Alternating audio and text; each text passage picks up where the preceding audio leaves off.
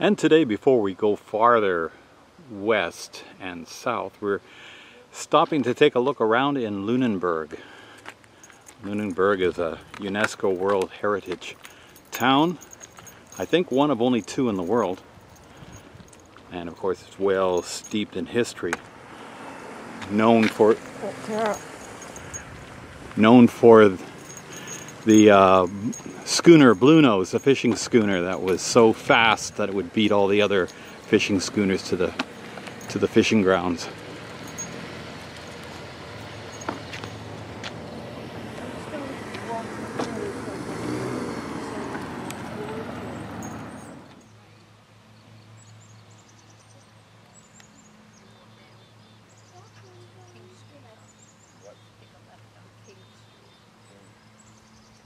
From Maryland, yeah, welcome. Did I ask you where your folks are from? Toronto. Toronto, so Ontario, yeah, great. We've got a nice group of folks in. And how many people have been here before? Oh, I can tell all kinds of lies and nobody's going to know the differences. The floors are original birch floors from 1895, so you'll smell them when you go in there. And then we'll just take a quick stroll through them. You can see some of the classroom. There is an interpretive classroom here. If you have time later today or if you're here tomorrow, well, not tomorrow, Saturday, but it's worth about an hour to go through. It's really neat.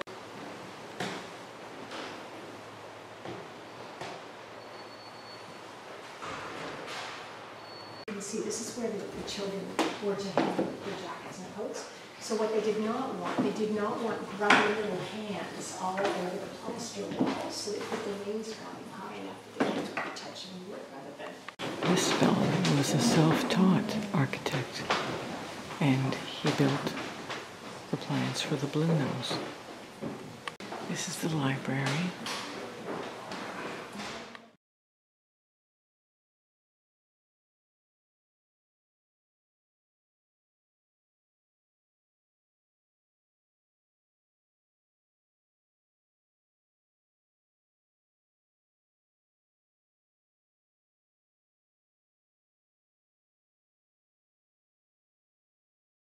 And the reason that we got a UNESCO designation is that Old Town Lunenburg represents the most intact example of a planned British colonial settlement in all of North America.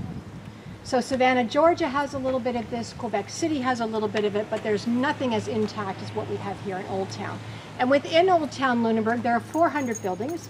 70% of them date from the 18th and the 19th centuries. Almost all of them are wooden structures, and they have been maintained architecturally and aesthetically.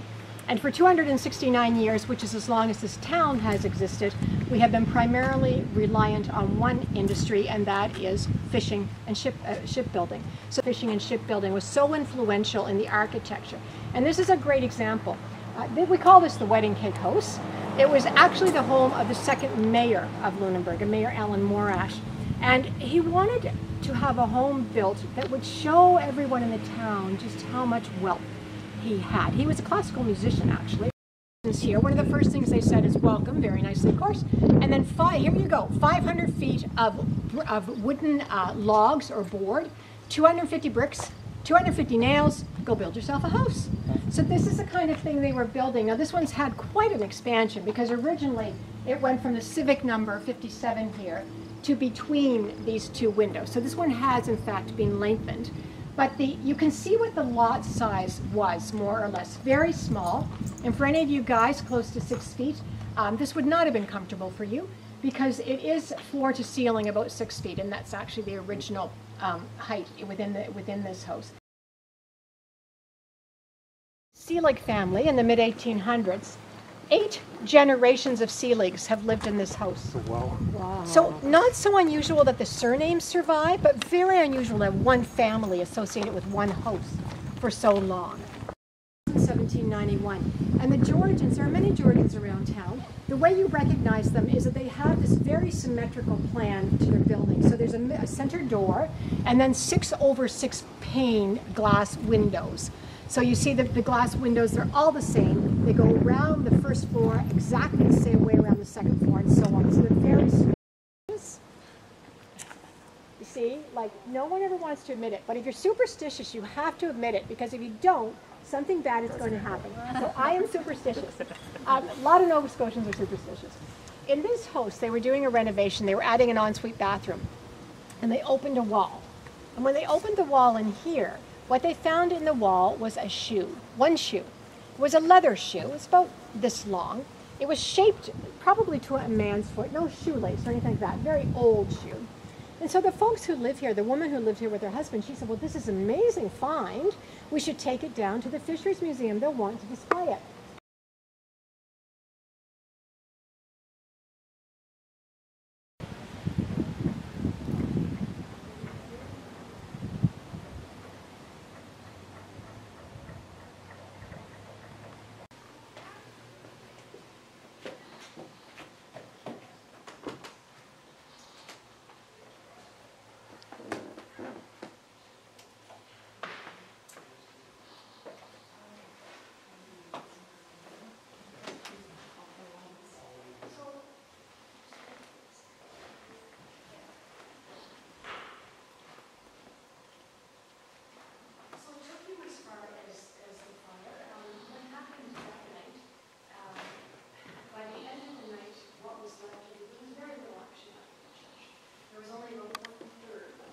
Town gathered out where we were just standing, and they're looking at what is left of the church. At that point, the bell tower was still standing, and as they stood there around 8 o'clock that morning, the bell tower actually came crashing down right in front of them, and people literally fell to their knees. It was such a shock what had happened to their church.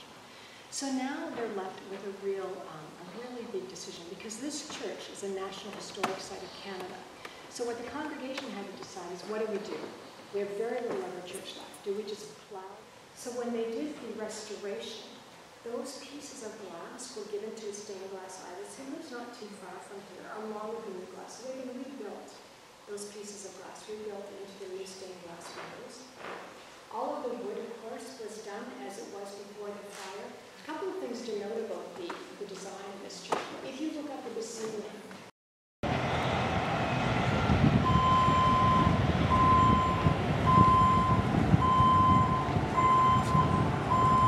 when you are a shipbuilding port, as we were, you had almost a designated color for your schooners, and ours, like the Bluenose, were black and white. So your paint went primarily to your schooner. That was your source of income. Secondarily, you just used whatever was left over on the homes, mostly preservative, not decorative at all. But these 3 buildings were purchased a few decades ago by an investment firm. They were black and white at the time. And when they purchased them, they painted the middle one a very bright orange first. And when they did that, the people in this town went nuts. They started calling the mayor, they were writing letters to the editor, they were saying, this is awful, it looks like a giant pumpkin, we don't do this in Lunenburg. So the mayor had to seriously consider their opinions, and then he came up, of course, and he said, look, people want to invest in the town, and they want to paint the buildings, let them paint the buildings. So that's what started this, but the funny thing with that story is that there's now a little sign here, and the sign says UNESCO fresco. And if you see anything that the province of Nova Scotia, any marketing that the province does for this town, you'll almost certainly see that image.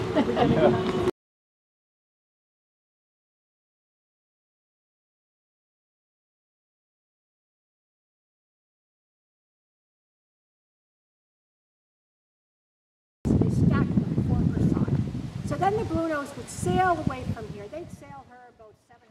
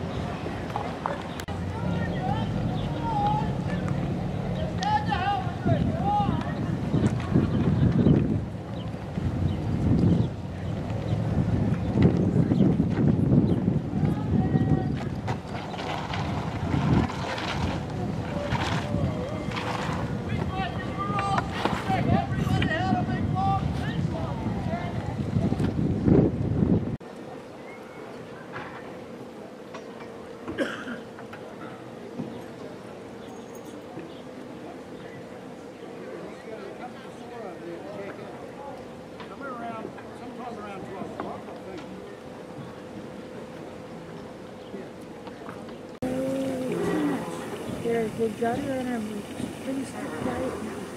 But she just had her surgery 6 weeks ago.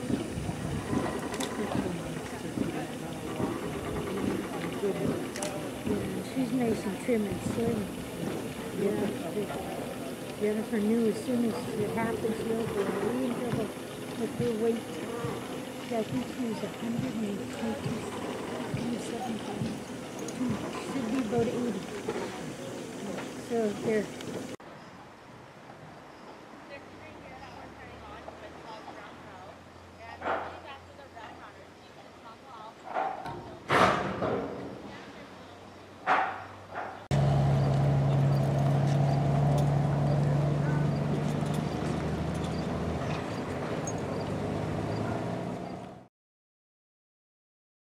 Their mid-30s or so, but he'll retire around 25 years old.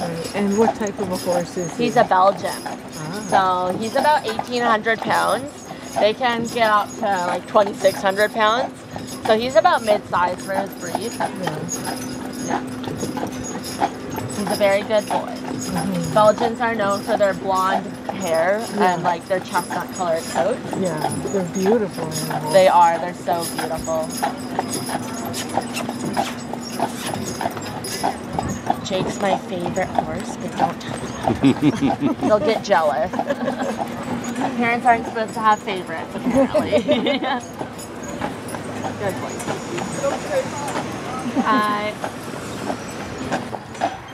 Back in 1995, our town was designated a UNESCO World Heritage Site, which means that there were different bylaws put in place about what you could do to the outside of your home to preserve the historical significance of it. So things like vinyl siding aren't allowed anymore, but if you had it before 1995, you're allowed to keep it, and when it comes time to renovating the outside of your home again, you have to switch it back to wood.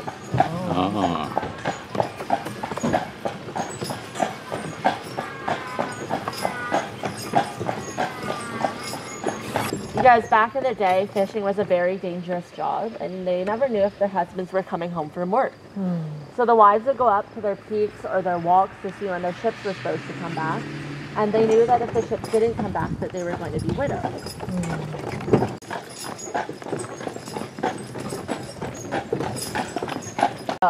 4 months ago or so.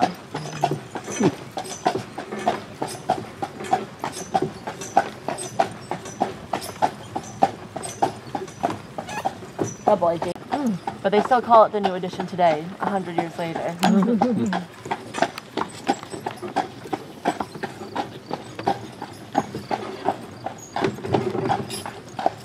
Now it's Canada's oldest operating inn that you're still able to stay at today. And it has 9 fireplaces on the inside of it, 1 for each room. Wow. So the dormers that look like they're going to slide right off the home, versus a traditional dormer, which we can see here on the right, the yellow house, it's set into the roof, whereas theirs are coming out from their home. They're quite unique to Lunenburg on the south shore of Nova Scotia. You'll see them about everywhere you go.